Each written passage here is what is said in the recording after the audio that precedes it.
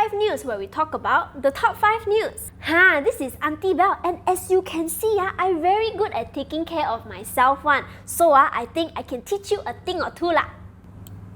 Let's say your hand bleeding, what to do? Of course, is take out plaster from first aid kit and easy right? But what if your business bleeding? Then how? Business can bleed one meh? Of course can lah. Business bleeding means that the cash keep flowing out to those unavoidable expenses such as tax. So how to fix? Humans bleed, we use first aid kit. Businesses can use tax aid kit to stop tax bleeding. Introducing Tax Professionals on Demand, TaxPod. It is an online platform which contains videos and live webinars where you can learn secret tax saving knowledge from the tax professionals. TaxPod also acts like a tax supplement because you can learn how to do effective tax planning for long-term tax benefits. During promotion period, you can get 2 TaxPod accounts for your company by only paying one price. Visit taxpod.my/241 now to stop tax bleeding.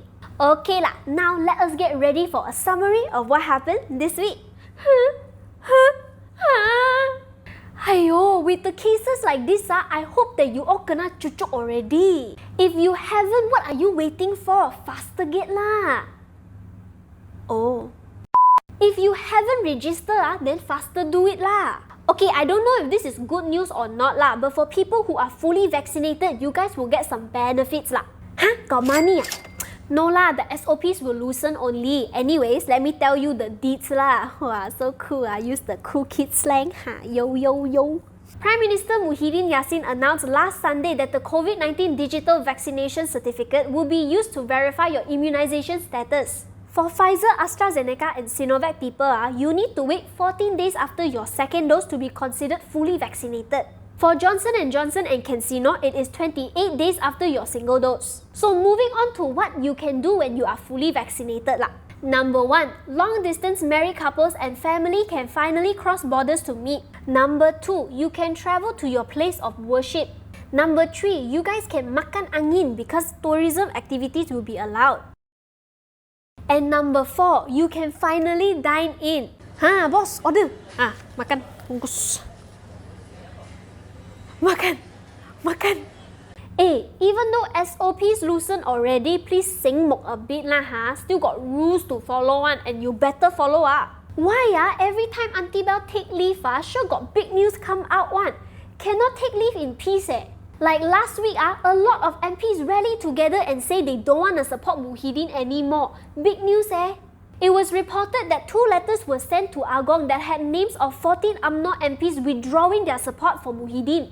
UMNO President Ahmad Zahid Hamidi had also presented 13 statutory declarations. Summarize for you lah, okay? Basically, Muhyiddin is fighting hard for his political life, which brings us to the next story lah. Last week when Parliament returned, Anwar Ibrahim surprised everyone with Agong's statement that said Muhyiddin revoked the emergency without the Agong's consent. The Dewan Rakyat suddenly chaos you hear for yourself lah. Memang derhaka. Kurang ajar. Opposition leaders said that Muhyiddin misled the Agong while netizens urged him to resign. If not, they will lawan.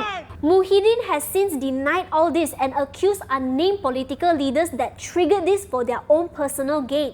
He also said that he won't bow down, and as of today, he still remains Prime Minister. So eventually, the #lawan protest happened last week lah. Hello, you still here or not? Still here? Good, because we have more political news to cover lah. Come. So right now, the Prime Minister spot is very vulnerable and a lot of parties are already eyeing the job. That also includes UMNO led by Ahmad Zahid, and he nominated none other than himself lor.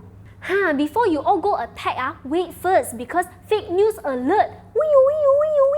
Zahid said that the news was fake and he denied ever putting himself up as Prime Minister. The original publisher of the fake news said that it was quoted by 2 unnamed sources who knew of the matter in a closed-door meeting. As of now, there are no other nominations from UMNO and we can only wait for the vote of confidence in September. Interesting. Okay, so for our last story, it's also somewhat political. So Parliament that's really the news. Nothing I can do also. So as we all know, Parliament sitting has returned already. But in less than a week, the last session of the special sitting was delayed after a new Parliament cluster emerged. As of the 10th of August, 97 cases were linked to this cluster.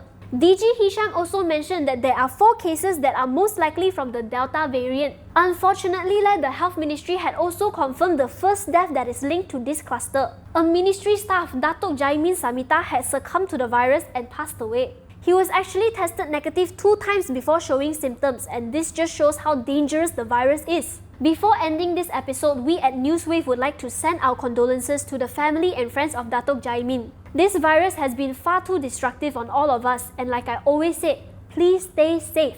Okay that's all for now 5 of the best curated news we have for you this week. Don't forget to like and subscribe, and also follow us on our Facebook, Instagram and Twitter. Thanks for joining us on the Top 5 News, and I hope to see you again for another episode next week. Bye bye!